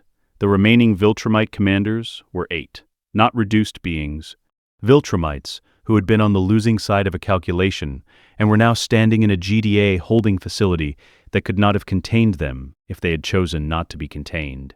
Which was itself the most significant thing about the situation. They had chosen. Nolan addressed them in Viltrumite, formal register, not operational, the language of something that mattered being said carefully. He told them the Empire was over, not the species. The Empire, the specific structure of conquest and expansion, and the consuming of other civilizations' futures that the Viltrumite Empire had been for millennia. That structure was done. The Coalition had committed to its dissolution, and the Coalition had, with the intelligence Nolan had provided and the 3 years of preparation that intelligence had enabled, demonstrated sufficient capability to enforce that commitment. He did not pretend this was comfortable. He had been Viltrumite for 2,000 years. He understood what he was asking. Not a tactical adjustment, but a civilizational one. A people bred exclusively for one function, being told the function was finished and they would need to find another. He told them there was another. The galaxy they had spent millennia conquering was, in the absence of the Empire's pressure, going to require management, protection. The specific capability that Viltrumites had developed across thousands of years of violent history did not disappear because the history had ended. It could be redirected. Coalition member worlds faced threats that had nothing to do with Viltrum. The kind of threats that required the specific combination of physical capability and combat experience that only a very old species of warriors possessed. Not conquerors, protectors, a different orientation of the same instrument. He did not tell them this would feel natural immediately. He told them it was available, and it was real. And it was the only path that ended with the Viltrumite species surviving in a galaxy that had just watched them be defeated, and was going to spend the next century reassessing what it thought it knew about them. Some of them would take the path, some would take years to decide. He accepted both timelines as the realistic outcomes of a genuine choice rather than a managed one. When he finished, 2 of the 8 moved to his side of the room immediately. The other 6 stood where they were, not hostile, processing. He waited. He had learned, across 2 lifetimes, that some things could not be rushed, and that rushing them produced a result that looked like the desired outcome, and wasn't. By the end of the hour, 5 of the 6 had moved. The 6th left for neutral space the following morning, which Nolan had told Cecil to permit. A choice that wasn't coerced, was the only kind that held. Thragg was in a room by himself. Not a cell. Viltrumite physiology made conventional containment a theoretical rather than a practical concept, and Nolan had been explicit with Cecil about the terms. A room, furnished, with a window. Thragg had not asked for anything, and had not objected to anything, and had spent 3 weeks being exactly what he was, which was the most dangerous being alive sitting quietly in a room with a window, because he had decided to. Nolan came alone. He sat across from Thragg in the chair that had been placed there for this specific meeting, and looked at the man who had shaped the Viltrumite Empire for centuries, and had descended on a suburban street 3 weeks ago with the absolute certainty of a geological event. He looked smaller than that now. Not physically. Thragg's physical reality was unchanged. Something else. The certainty was different. Not gone. Recalibrated, which was, for a being like Thragg, a more significant alteration than absence would have been. "I'm not here to negotiate," Nolan said. "And I'm not here to explain myself." "I know why you're here," Thragg said. "Then, I'll be brief." Nolan rested his forearms on his knees. Same posture as the crater, 3 weeks ago. "The Coalition will accept your surrender formally. You will live. You will have conditions, and they will be real conditions that Cecil's people will monitor, and the Coalition will enforce. Or the boy kills me," Thragg said, "and the Empire receives no offer at all." "Yes." Thragg looked at him. 5,000 years in that look. The full inventory of a civilization that had built itself on the premise that strength was the only honest currency, encountering for the second time in 3 weeks evidence that the premise had a limit. "You would trust a surrendered Grand Regent," he said. "Not quite a question." "No," Nolan said, "but I would watch one, very carefully, for a very long time, and I have a very long time available." Thragg was quiet. The window beside him was showing the specific gray of an overcast afternoon, the light flat and even, the kind of light that made everything look exactly like what it was. "You chose a half-blood child over an empire that spanned the galaxy," Thragg said. "I chose my son," Nolan said, "over everything else in the galaxy I have seen, and I have seen most of it." The silence lasted long enough to mean something. Thragg looked at the window, at the flat gray light, at whatever a 5,000-year-old being looks at when the thing they built their existence on has finished. "I accept surrender," he said. Nolan stood. He did not extend his hand. He did not offer anything that would have required Thragg to perform a gratitude he didn't feel. He simply stood and moved to the door, and at the door he stopped. "For what it's worth," he said, without turning, "you ran the Empire the only way you knew how, with everything you had, by the principles you were given." A pause. "That's not nothing." He left before Thragg could answer, because the answer didn't matter, and the silence Thragg would sit with was more honest than anything either of them would have said. Alan came on a Thursday. He sat at the new kitchen table and drank coffee that Mark made badly, and didn't complain about it, which Nolan noted as genuine affection expressed in the specific way Alan expressed things, by not saying the negative thing rather than by saying the positive one. "Thetis wants you to know that what you did changed the calculus," Alan said. "The intelligence, the preparation, the whole thing. He said to tell you that you're welcome in Coalition space, formally, permanently." "Tell him I'm grateful," Nolan said. He also said if you ever do something like this again without full Coalition coordination from the start, he'll come to Earth personally and make you regret it. Tell him I appreciate that too. Alan looked at Mark across the table. He extended his hand, not the Coalition gesture, an actual handshake which was an accommodation to human convention that Alan made for almost nobody. Mark shook it. "You held the line against Thragg," Alan said. "I want that on record somewhere. A 17-year-old half-Viltrumite held the line against the Grand Regent." 18 next month, Mark said. Noted. Alan stood. He picked up his coffee, finished it despite everything it was, and set the mug down. "This planet," he said to no one specifically, in the tone of a man making a private assessment that he has decided to say aloud, "keeps surprising me." He shook Nolan's hand at the door. Not the coalition gesture either, a real handshake between two people who had decided, on the basis of a 30-foot gap maintained in the open air above a cloud layer, to be on the same side of something, and had found that the decision held. "Take care of them," Alan said quietly. "That's the plan," Nolan said. Alan left. The sky above the house was still overcast. It didn't bother anyone. Cecil came on a Friday. He sat in the living room rather than the kitchen, which was his preference. Living rooms were transactional spaces, and Cecil was comfortable with transactional spaces. He did not touch the coffee Mark offered. "Everything you told me checked out," Cecil said. "Every prediction, every vulnerability profile, every tactic." He looked at Nolan with the specific expression of a man who has spent 30 years building a taxonomy of assets and has encountered something that doesn't fit any existing category. "I don't know how to classify what you did." "You don't have to. I do. It's my job." "Then classify me as retired," Nolan said. Cecil looked at him for a long moment. "And Mark?"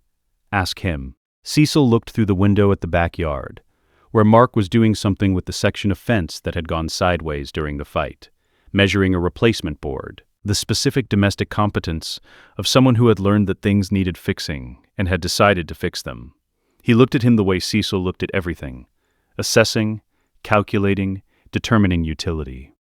"He's good," Cecil said. "He's extraordinary. He's also not an asset." Nolan's voice was quiet and carried the specific weight of a statement that was not negotiable. "He's a person who is capable of protecting this planet. Don't lose track of the difference. And if I do, I'll notice." It was not a threat. It was not a performance. It was a fact delivered by a man who had demonstrated over 10 years of working relationship that his facts were reliable. Cecil heard it exactly that way, the way you hear something from a source whose accuracy record is documented and verified. "Fair enough," Cecil said. He stood. At the door, he paused in the specific way of a man who has something left to say and is deciding whether to say it. "For what it's worth, I've been running planetary defense for 30 years. I've never had a resource like you. The intelligence, the preparation, all of it." He looked at Nolan. "Whatever you were sent here to do, what you actually did was worth considerably more." He left without waiting for a response, because Cecil Stedman did not wait for responses to statements he was confident about. The backyard in the late afternoon was the backyard, slightly imperfect grass, regrowing in the patches where the fight's perimeter had compressed it. The tree, the fence with its new section, a slightly different shade of wood that would weather to match in a year or two. Debbie was in her chair with a book. She looked up when Nolan came through the back door and looked at him the way she had been looking at him for 3 weeks, with the full complexity of a woman who was still angry and had decided to be here anyway, which was a more complete form of love than the uncomplicated version, and cost significantly more. Nolan sat beside her, not across, beside. She closed her book. "I was very angry at you," she said. "I know. I'm still angry. I know." She was quiet for a moment. The afternoon light was doing what late afternoon light did in this yard, going amber between the fence slats, making the grass look warmer than it was. "But I want you to know," she said, taking the time that finding the exact right words required, "that the person you've been these last 10 years, the person who sat at that kitchen table before dawn and decided to be different, that's the person I married. I didn't know that person was real. I thought I married someone kind and received someone performing kindness." She looked at him. "But the last 10 years, that was real, wasn't it?" "Every second of it," he said. "Every single second." She held his gaze long enough to verify it against everything she knew about reading him, which was everything. Then she opened her book again. After a moment, quietly she said, "Good." Mark looked up from his phone. He had been on the back steps the whole time, close enough to hear, not pretending he wasn't. "Hey, Dad." "Yeah. Did you ever actually think we'd win?" Nolan looked at the sky above the yard. At the blue of it, ordinary and enormous, the same sky he had stood under 10 years ago in the early morning with a folded piece of paper in his pocket and a plan that was rougher than he'd have liked, and a planet that didn't know what was coming. "I thought we had a good chance," he said. "That's not a yes." "No, it isn't." He looked at his son on the steps, at his wife beside him with her book, at the yard with its imperfect grass, and its one slightly paler fence section, and its tree. But I thought that even if we didn't win, it was worth trying. For this, he didn't gesture grandly. He just looked at what was in front of him, the specific, ordinary, irreplaceable fact of his family in the backyard, at the end of a day, intact. Mark nodded once, looked back at his phone. The sun continued its arc. The amber light moved through the fence slats by degrees. Somewhere 2 streets over, a lawnmower started. The same lawnmower, or one very like it, that had been making its case on the morning Nolan opened his eyes to a ceiling, without a water stain, and understood where he was and what he had to do. He had done it. The yard was quiet. The family was in it. The sky above was the sky above, doing nothing except being there, which was, it turned out, exactly enough. Let us know what you'd like to see next. The end.